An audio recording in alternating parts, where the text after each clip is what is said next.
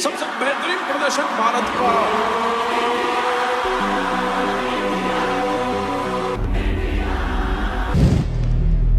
अगर आप भी लेना चाहते हैं देश दुनिया की तमाम जानकारी तो आज ही सब्सक्राइब करें हमारे चैनल को।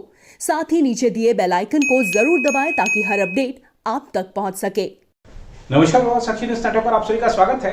ओलंपिक खेलों का आयोजन 23 जून से होने जा रहा है। हम आपको बता दें कि इस आयोजन को वैसे तो पिछले साल ही होना था, लेकिन कोरोना महामारी के कारण एक साल के लिए स्थगित कर दिया गया था।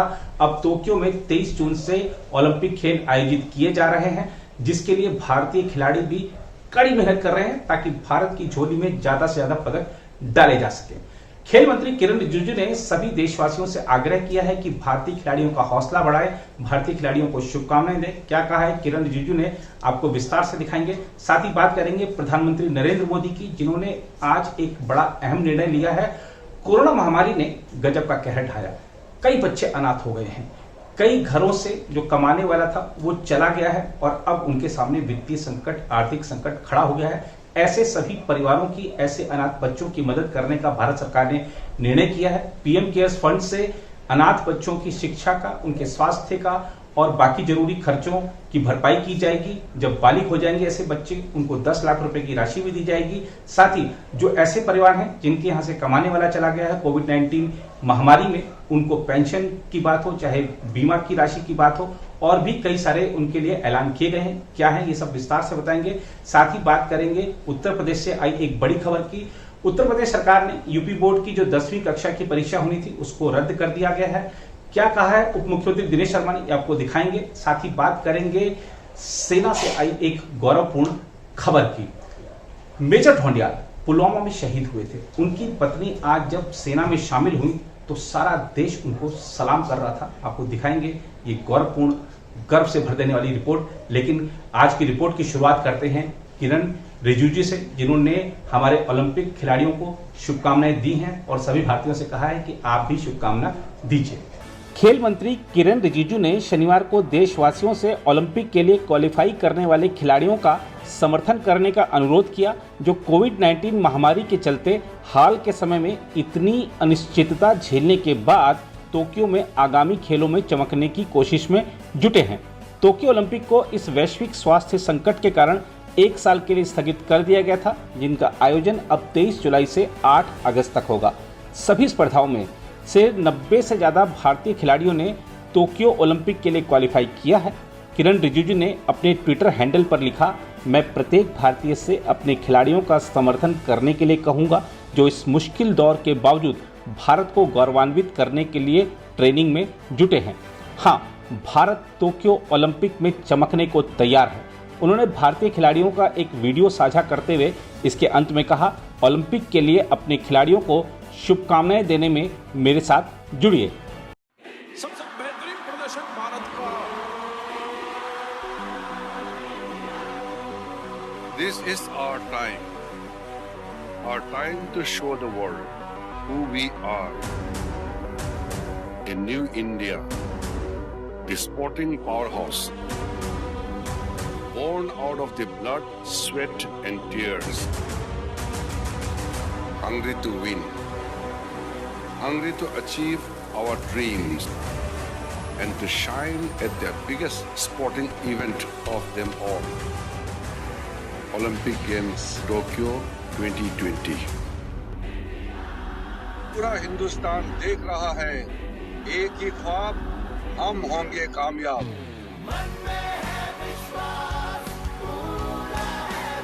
Hello India, I'm Kiran Rijizu. Join me in wishing our athletes very best for the Olympics. Whatever it takes, just give your best. Go for the gold, Team India, and here is my victory punch. उधर अपनी सरकार के दूसरे कार्यकाल की दूसरी वर्षगांठ की पूर्व संध्या पर प्रधानमंत्री नरेंद्र मोदी ने शनिवार को कोविड-19 के कारण अनाथ हुए बच्चों के लिए कल्याणकारी योजनाओं की घोषणा की। इसमें ऐसे बच्चों के 18 वर्ष पूरा होने पर उन्हें 10 लाख रुपए दिए जाने और उनकी शिक्षा को लेकर प्रावधान शामिल हैं। इस तरह के बच्चों का सहयोग करने के लिए उपायों पर विचार विमर्श की खातिर एक बैठक की अध्यक्षता करते हुए उन्होंने कहा कि पीएम केयर्स फॉर चिल्ड्रन योजना के तहत उनका सहयोग किया जाएगा। प्रधानमंत्री कार्यालय ने एक बयान में कहा कि इस तरह के बच्चों के नाम पर सावधि जमा योजना शुरू की जाएगी और पीएम केयर्स कोष से एक विशेष योजना के तहत इसमें योगदान किया जाएगा, ताकि 18 वर्ष की आयु पूरी करने पर प्रत्येक के लिए 10 लाख रुपए का कोष बनाया जा सके।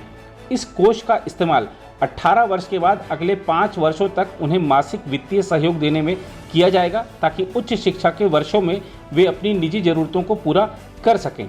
23 वर्ष की उम्र में निजी और पेशेवर इस्तेमाल के लिए उन्हें एक निश्चित धनराशि भी दी जाएगी।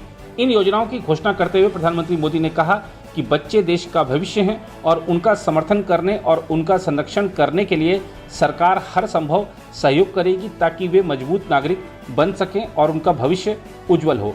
बयान के मुताबिक प्रधानमंत्री ने कहा कि इस तरह की कठिन परिस्थिति में समाज के तौर पर हमारा कर्तव्य है कि अपने बच्चों की देखभाल करें और उज्जवल भविष्य के लिए उनमें उम्मीद जगाएं।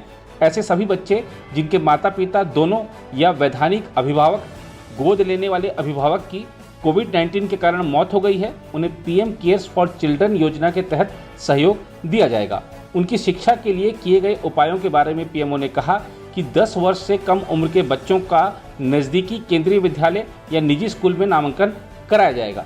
जो बच्चे 11 से 18 वर्ष के बीच के हैं, उन्हें सैनिक स्कूल और नवोदय विद्यालय जैसे केंद्र सरकार के किसी भी आवासीय स्कूल में नामांकित कराया जाएगा। अगर बच्चा अपने अभिभावक या परिवार के किसी अन्य सदस्य के साथ रहता है तो उसे नज़दीकी केंद्रीय विद्यालय या निजी स्कूल में नामांकित कराया जाएगा। पीएमओ ने कहा कि अगर बच्चे का नामांकन निजी स्कूल में किया जाता है तो शिक्षा का अधिकार कानून के तहत उसका शुल्क पीएम केयर्स कोष से दिया जाएगा और उसके स्कूल यूनिफॉर्म, किताब और कॉपियों के खर्च का भी भुगतान किया जाएगा। उच्च शिक्षा के लिए बच्चों को पेशेवर पाठ्यक्रमों या भारत में उच्च शिक्षा की खातिर शिक्षा ऋण हासिल करने में मदद की जाएगी। इस ऋण के ब्याज का पीएम केयर्स से भुगतान किया जाएगा।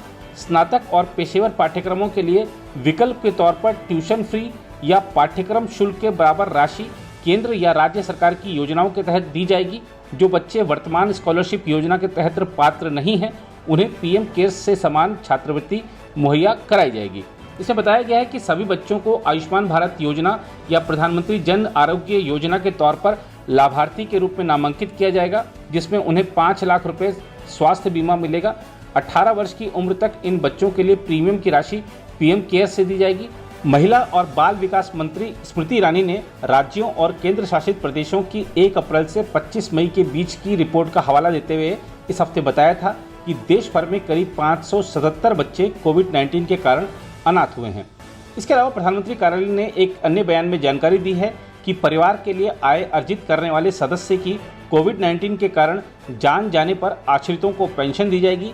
बयान में कहा गया है कि आश्रितों के लिए पेंशन के अलावा सरकार कोविड-19 से प्रभावित परिवारों के लिए बढ़ा हुआ उदारीकृत बीमा मुआवजा सुनिश्चित करेगी। पीएमओ ने कहा है कि सरकार कोविड-19 पीड़ितों के परिवारों के साथ खड़ी है और उनके समक्ष आ रही वित्तीय दिक्कतों को कम करने के प्रयास किए जा रहे हैं। बयान में कहा गया है कि कोविड-19 पीड़ितों के आश्रित परिवार के सदस्यों को औसत दैनिक वेतन के 90% के बराबर पेंशन मिलेगी।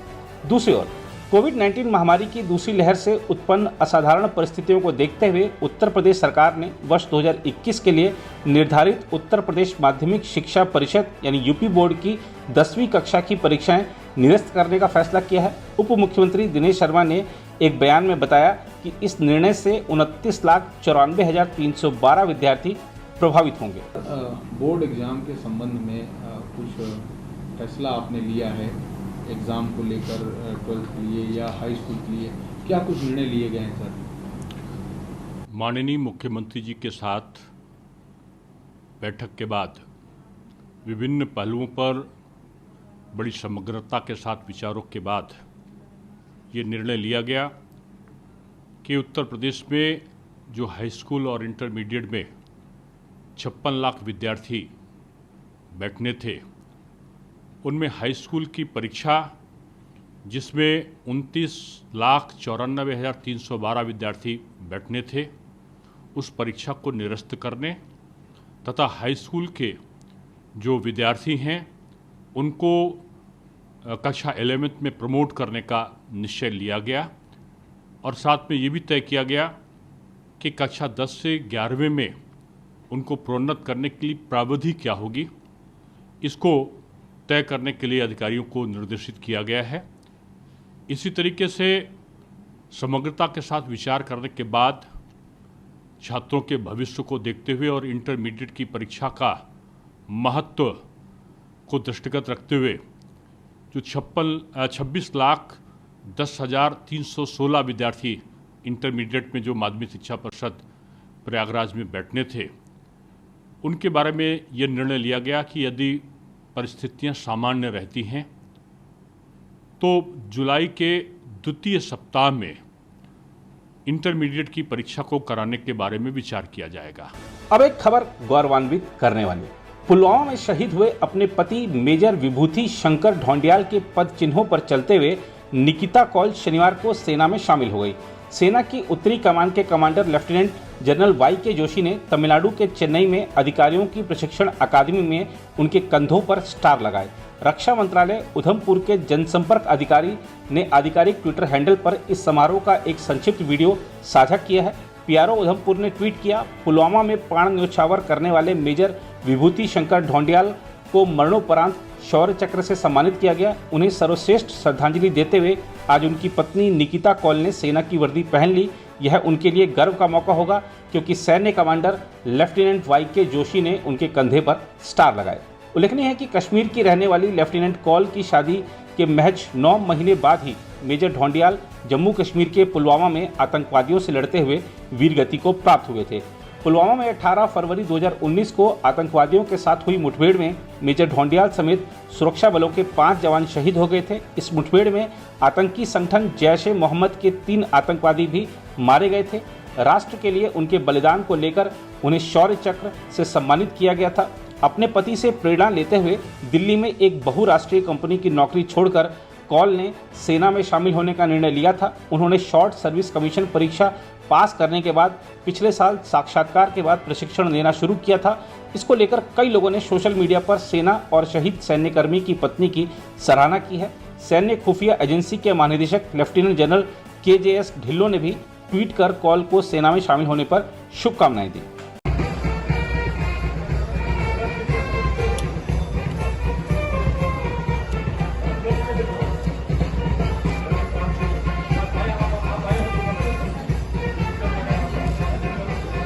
book for you to read.